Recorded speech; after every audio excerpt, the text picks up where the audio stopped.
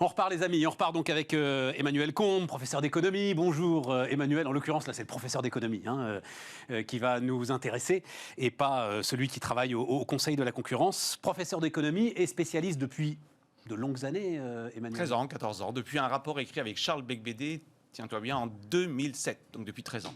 Ça alors, Charles Becbédé mais entrepreneur. Bien sûr, d'ailleurs dans l'aérien, je crois qu'il est actionnaire de la compagnie, si je ne dis pas de bêtises, tout à fait. Et en 2007, dans ce... Ouais, mais en 2007, il n'est pas non, du tout... pas en 2007. Mais depuis, il l'est devenu. Et en 2007, on écrivait dans ce rapport, tenez-vous bien, que le low cost, 1, triompherait, et 2, on invitait Air France à prendre le virage du low cost en rachetant EasyJet. C'était en 2007. Alors Et on nous avait dit à l'époque qu'on était de doux rêveurs et qu'on ne regardait pas la réalité en face, c'est que le low cost était simplement un feu de paille. On va voir que malheureusement, ou heureusement, peu importe d'ailleurs, moi je ne juge pas. J'ai pas les valos en tête. EasyJet, c'est combien? 10 Air France aujourd'hui? Alors Ryanair aujourd'hui, prenons plutôt Ryanair qui est le grand gagnant de la crise Covid. On est autour de 11 milliards, 12 milliards. Air France, on doit être autour de 2 milliards. Ryanair vaut entre 5 et 6 fois Air France. Alors après, je ne vais pas vous apprendre l'économie, Stéphane, mais la bourse en général anticipe relativement bien. Il suffit de regarder les marges. Ryanair, on va y revenir, s'en sort très très bien dans la crise par rapport aux grands concurrents historiques. Un point important, Stéphane, je ne fais absolument pas l'apologie du low cost. Je regarde les mais pourquoi yeux... Enfin, c'est incroyable. Parce que souvent... non, mais c'est pas moralement mal, le low cost. De mon point de vue d'économiste, non. Force est de constater qu'il y a tout un discours, particulièrement en France, où on vous explique que le low cost est mauvais. Le low cost, c'est un modèle... Mais c'est un discours de lobbyiste, ça. Exactement. Et puis, alors, moi, je dois avouer que Michael O'Leary... il est fascinant. Donc, le fondateur de Ryanair, il est fascinant. Et quand il y avait eu, pardon d'en parler comme ça, mais parlons-en parce que j'avais trouvé ça absolument génial. Quand il y avait eu cette histoire il va même supprimer les toilettes au cœur des avions de Ryanair. Et tout à coup, on se permet d'hurler au scandale. Et le gars vous dit, mais enfin, c'est un rang de siège en plus. Et donc, vous prenez le nombre de voyageurs dans le billet, vous divisez... Enfin, je rajoute 4 ou 5 passagers. C'est autant de moins que vous aurez à payer. Il faut juste aller faire ce que vous avez à faire dans l'aéroport avant de prendre l'avion. Et ça, tout à coup, c'était un crime moral de dire un truc pareil. Vous êtes un horrible capitaliste, Stéphane. Mais non, au contraire, c'est le transport aérien accessible pour beaucoup plus de gens. Bien sûr. C'est ça que ça veut dire. Et puis surtout, alors là où je nuancerai un peu votre propos, Stéphane, c'est quand même, sans avoir une posture morale, Ryanair peut poser un certain nombre de problèmes, notamment au regard du droit du travail. Bon, la situation a un peu changé. Malheureusement, le Covid est venu remettre un petit peu, je dirais, les salaires, faire baisser les salaires. Mais je crois qu'il y a vraiment... Il faut dissocier le modèle low cost de la performance sociale. On peut faire du low cost en respectant le droit du travail. Je vous rappelle qu'aux États-Unis, la première compagnie low cost, c'est Southwest Airlines, qui a un taux de syndicalisation, je crois, de 80 ou 90%. Donc, c'est pas antinomique. Ce qui me gêne un tout petit peu dans la posture morale... Je veux une précision là-dessus, Emmanuel. Est-ce qu'ils sont... Parce qu'ils ont un problème en France, en fait, Ryanair. Ils ont un problème en France, plus généralement en Europe. Est-ce que les salariés de Ryanair sont vraiment moins bien payés que les salariés... Oui. D'accord, c'est clair. Ryanair et Wizz Air ont des coûts horaires qui sont relativement faibles et puis une pratique consistant à externaliser la main-d'œuvre. Donc attention à ne pas tomber non plus dans l'idée que Ryanair est parfait. Mais je suis d'accord avec vous, Stéphane, il faut bien distinguer l'efficacité du modèle de ses conséquences éventuellement sociales qui n'ont rien de nécessaire. Regardez EasyJet. Voilà, mais c'est pour ça que tu dis, parce que c'est le truc qui m'avait surpris dans la note, dont on va voir d'ailleurs la couverture. Tu l'appelles middle cost, EasyJet. Voilà. Complètement. Alors la middle cost, qu'est-ce que c'est? C'est finalement une compagnie historique en ce sens qu'elle décolle des grands aéroports, Orly, Roissy. Elle est plutôt ciblée sur la clientèle business, à forte contribution, avec des fortes fréquences, c'est-à-dire des vols le matin, le soir, plusieurs vols dans la journée, justement pour que les businessmen puissent faire un aller-retour. Et également, ça c'est le volet business model, et le volet social, je dirais, ce sont des entreprises qui n'ont jamais eu, me semble-t-il, maille à partir avec le droit du travail ou les subventions publiques. Et ce middle cost, on voit bien, il est middle entre les coûts de Ryanair, très très bas. Je crois qu'on oublie trop souvent que Ryanair, tenez-vous bien, Stéphane, produit à 1 km de transport dans le ciel, quand vous faites 1 km dans l'avion, vous coûtez à Ryanair à peu près 3 centimes du kilomètre. Une grande compagnie historique comme Lufthansa, Air France, on doit être entre 8-10 centimes. Et EasyJet, on est autour de 6. Ce qui veut dire que EasyJet a des coûts qui sont le double en réalité de Ryanair. Donc il me semble exagéré de parler de modèle low cost. Il y a, à la vérité, l'ultra low cost, plutôt décollant de petits aéroports, ciblant une clientèle peu sensible en réalité à la fréquence, même si parfois il y a une clientèle qui va business. Tout faire pour le prix. Quoi. Exactement. Qui relie des capitales à des capitales en province, et puis les grandes compagnies. Il faut qu'on rentre dans ta note, Emmanuel, dans votre note d'ailleurs. Hein. Il n'existe aucun frein à la croissance du low cost en Europe. Non, non. Nous le pensons sincèrement depuis très longtemps. Pourquoi ? C'est-à-dire qu'on est au début de l'histoire. Oui. D'ailleurs, je vous rappelle, Stéphane, que les low cost, c'est à peu près aujourd'hui en Europe 40% de part de marché. Je parle bien du trafic intra-Europe. Ouais. Il n'y a, de notre point de vue, aucune raison pour que le low cost n'ait pas 100% du marché. Je n'ai pas dit des entreprises low cost. Rien n'empêche Air France, bien sûr, avec Transavia, ce qu'elle est en train de faire, de prendre, si j'ose dire, le chemin du low cost. Mais vous savez, la réalité des chiffres est là. Le seul modèle qui parvient à être rentable depuis 15 ans, c'est en réalité l'ultra low cost, ou sa version, je dirais, plus acceptable socialement, le middle cost. Donc il n'y a pas le choix. Et ça veut dire que même EasyJet va commencer à se faire grignoter des parts de marché ? Alors c'est très intéressant ce que vous dites, Stéphane, parce qu'en réalité, un effet, je dirais, indirect de la crise va être de renforcer, bien sûr, Ryanair.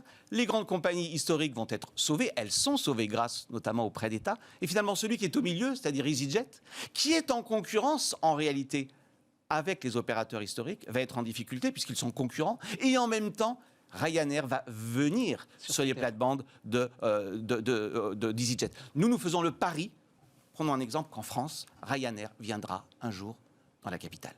Elle n'est pas présente pour l'instant sur Il Paris. était furieux, Michael O'Leary, pendant le confinement, quand il a vu les milliards publics se déverser sur les grandes compagnies européennes. À tout le moins, un peu ironie de l'histoire, je vous rappelle que Ryanair a été accusé, parfois à juste titre, de toucher des subventions injustifiées qu'elle a dû rembourser. Toujours les histoires fiscales avec l'Irlande, Non, elle touchait des subventions de la part des aéroports pour décoller. D'accord. Je crois que l'estimation, selon Air France, était de l'ordre de 600 millions d'euros de subventions.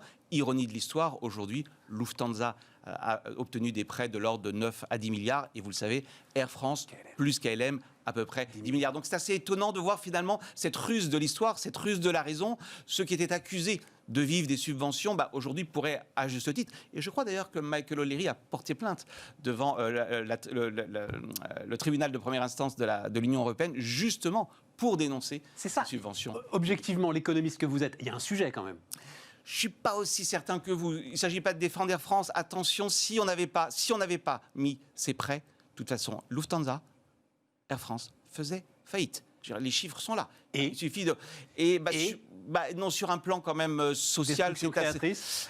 Destruction créatrice, c'est quand même assez violent. Non, moi je suis plutôt partisan d'un discours. L'essai de nouvelles. Là, pour le coup, Transavia pouvait renaître des cendres d'Air France. Alors moi, je serais plutôt sans aucun du poids qui fait qu'elle n'y arrivera pas. Je serais plutôt sur un discours, Stéphane, consistant à dire on aurait dû, à mon sens, faire en sorte que les prêts garantis, qui sont quand même de l'argent public, soient conditionnés pas seulement à des améliorations environnementales, vous savez, c'est les fameuses lignes, etc., mais également à une accélération de la mutation de Lufthansa en Allemagne, d'Air France en France, vers le modèle middle cost. Il n'y a pas le choix. Mais vous savez, les salariés le savent. Est-ce qu'ils peuvent le faire ? Parce que ça, c'est quelque chose, à mon avis, que vous écriviez dès 2007, que j'ai toujours entendu. On est low cost. Voilà, on ne devient pas low cost. On l'est au départ, ou on ne l'est pas. On peut avoir des doutes et en même temps, regardez, vous avez une grande compagnie historique, j'ai nommé IAG, British Airways, qui a réussi sur cette conversion. Alors, c'est vrai qu'elle l'a réussi en rachetant une entreprise low cost qui s'appelle Vueling. Mais je crois qu'il ne faut pas désespérer. En tout cas, chez Air France, il y a quand même une vraie prise de conscience que l'avenir pour le moyen courrier,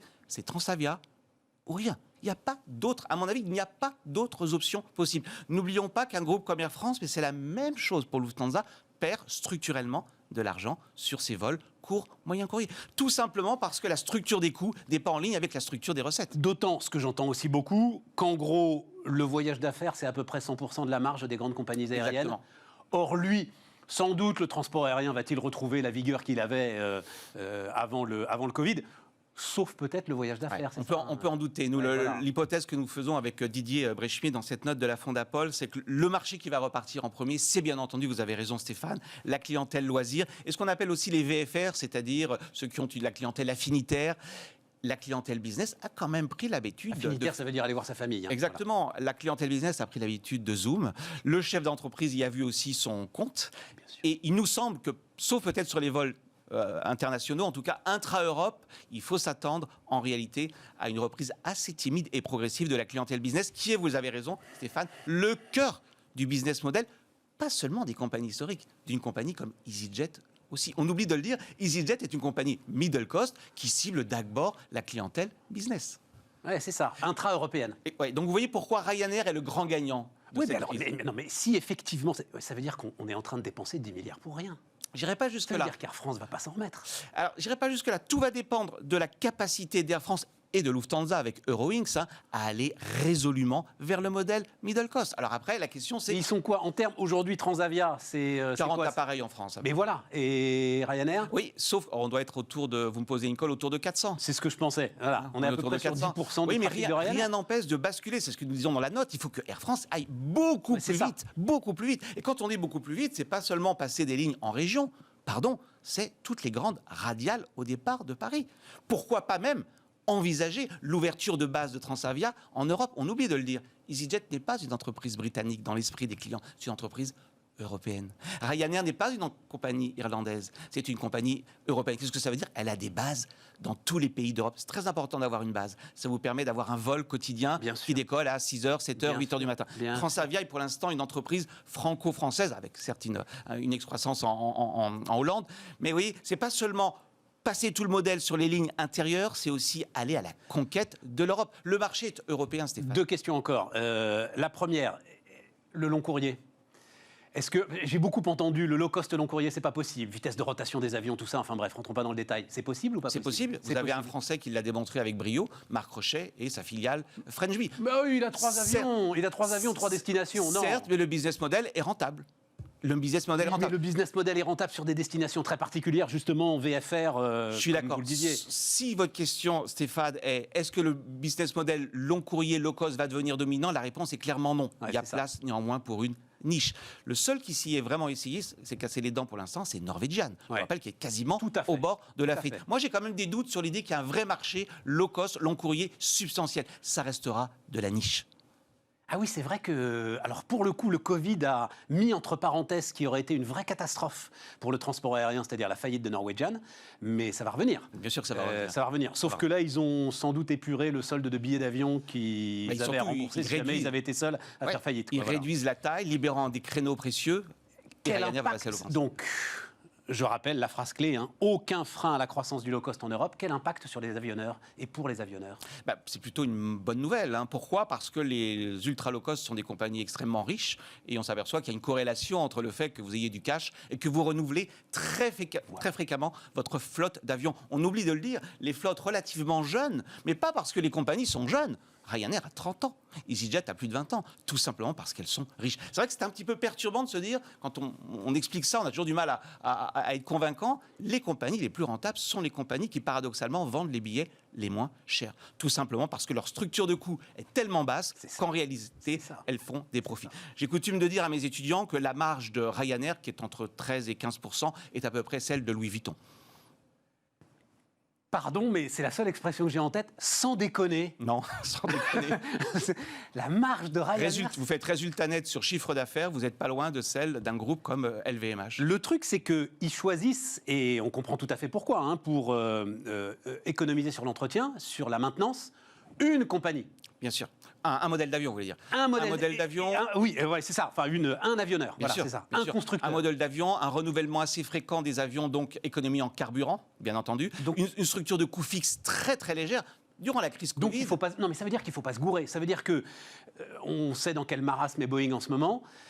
Airbus, sur les 2 années qui viennent, là, a sans doute une carte à jouer qui peut être une carte... Oui, alors ça va être compliqué avec Ryanair, parce que je vous rappelle que Michael Ellery est plutôt maintenant sur Boeing. Mais je sais, mais c'est pour ça. Et vous l'avez vu, pendant la crise, il a justement acheté des avions, à mon avis, à prix il les a achetés à la casse. Les premiers 737, exactement, en fait. Voilà. Exactement. Le fameux 737 qui n'arrive pas à voler, Michael Ellery l'a déjà acheté. Mais ceux qui tirent la croissance... Mais oui, il a dû les payer des cacahuètes. Ceux qui tirent la croissance du transport aérien, en effet, au-delà de l'Europe, ce sont en effet les compagnies low cost, pas seulement parce qu'elles prennent des parts de marché, parce qu'elles ont cette habitude de renouveler leur flotte. Donc le Covid, en réalité, va exacerber des tendances de fond, mais qui, selon nous, remontent à 10 ans, 15 ans, c'est-à-dire l'inéluctable montée en puissance, qu'on le veuille ou non, du modèle low cost, dans sa version ultra low cost, avec Ryanair, et peut-être dans une version plus compliquée, le middle cost, qui va être confronté justement aux grands opérateurs historique. Ce qui nous ramène au début de notre discussion, comme quoi c'était très bien de démarrer comme ça. si on continue dans notre pays à faire de la morale avec l'économie, on va rater tous les virages et on va rater celui-là aussi. Je partage votre point de vue, Stéphane. Emmanuel Combe était avec nous sur Bismart.